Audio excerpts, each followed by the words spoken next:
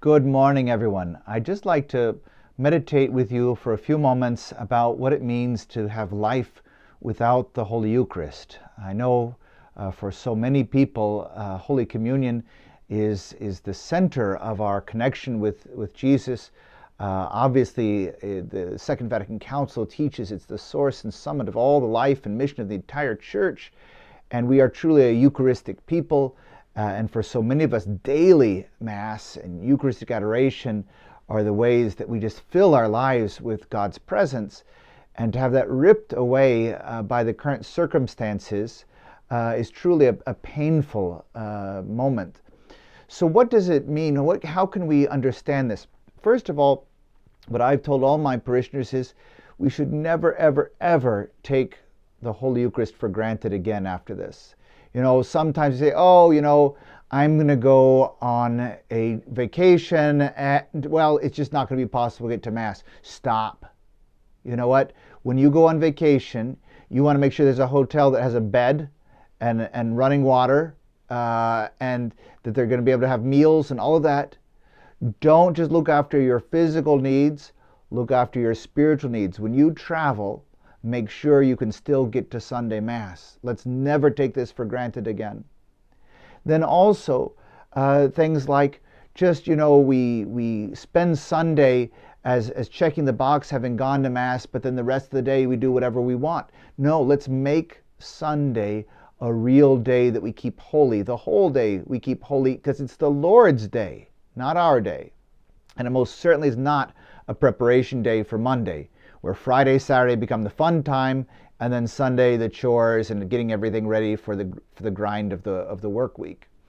For that, we've actually prepared a new website called SundayReclaimed.org to help stimulate some of your thoughts about how to keep Sunday, not just now in the absence of Masses on Sunday, but to delve into this whole theology of the Lord's Day. So I recommend you stopping by that website, and it's still a work in progress getting up to speed, but at least some helpful things to begin. I'd also like to share with you some thoughts about when I first moved to Rome. The Iron Curtain was still up, and in my first year living in Rome, it came down. And all of a sudden, people in the communist countries could have freedom of religion, and they could begin to travel. And so I was privileged to meet some of the people who suffered tremendously under communism and kept the faith. And I just wanted to share with you a little bit about their experience as they hungered for the Holy Eucharist. There was one parish that I heard about that, of course, the communists came, they arrested the priests, they shot them, and then boarded up the doors of the church. Well, every Sunday, those faithful Russian parishioners would go to the boarded up church, and in the cold Russian winters even, they would be outside on the steps of the church. They would do all of the liturgy of the word, the first part of Mass with the readings, and then they would do that as if they were at Mass, and then they would get to the moment where the priest would have the offertory and the Eucharistic prayer, and then they would just weep because they had no priest there to bring them the bread of life. And they did this for years until the communists forbade even that. And they couldn't have priests for their confessions. So what would they do? They would go to the cemetery and they would whisper their confessions to the gravestone of the priests who had been martyred. That's how they were able to still keep alive. That's their hunger for the sacraments. Now, thankfully, our situation is not that bleak. So let's not give in to a pity party. Let's realize that this is a temporary crisis, and it's very painful to us spiritually. But at the same time, let's use this moment of our suffering to honor the suffering of those who were deprived of the sacrament for decades and persecuted for their faith. And we can offer up some of our suffering for them, and we can also make this a moment of gratitude for how easy it usually is in our country to practice our faith. The second thought I had about this moment of abstaining from the Holy Eucharist was also from an encounter I had early in my time in Rome. There was a missionary who was in the Amazon region of Brazil. And I know the Amazon region has gotten a lot of publicity the past year because of the famous meeting at the Vatican to discuss the pastoral situation there. It truly is a massive region with a great shortage of priests. And this missionary had 70 to 80,000 parishioners spread out in little villages across the rainforest. And it would take him about a 6-week circuit to go around from village to village to village to village. And so they had the opportunity for Mass once every 6 weeks. And confession was impossible for that many people.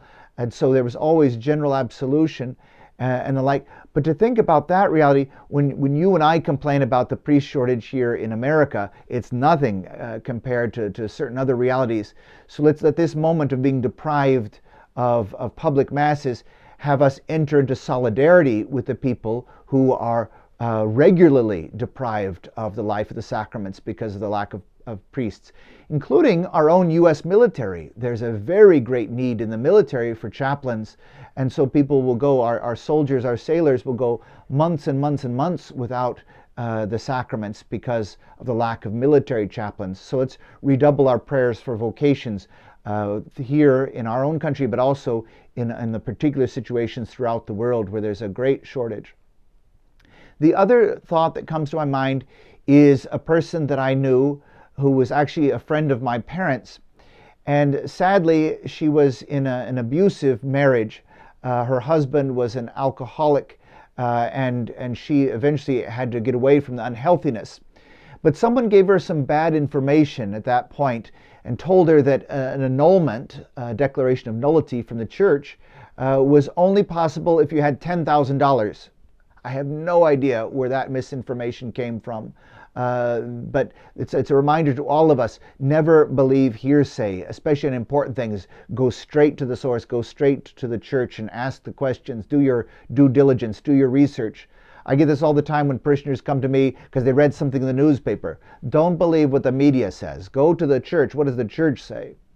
But anyway, she had this bad information about annulments, so she never got an annulment. She married again outside the church, obviously because of the lack of an annulment. But every single Sunday of her life and every holy day of obligation, she was at Mass. She never went to Holy Communion. She hungered for the Holy Eucharist, but she would not miss Mass, even though she knew she couldn't go to Holy Communion. What a beautiful example of faith. What a beautiful example of feeling herself part of the life of the church and of hungering for the Eucharist, even though she was not able to. That is an example of faith that I carry with me. And so I'd like us to use some of our suffering at being deprived of the Holy Eucharist right now during this crisis to offer that up for those people who find themselves in irregular marriages and not able to receive Holy Communion right now.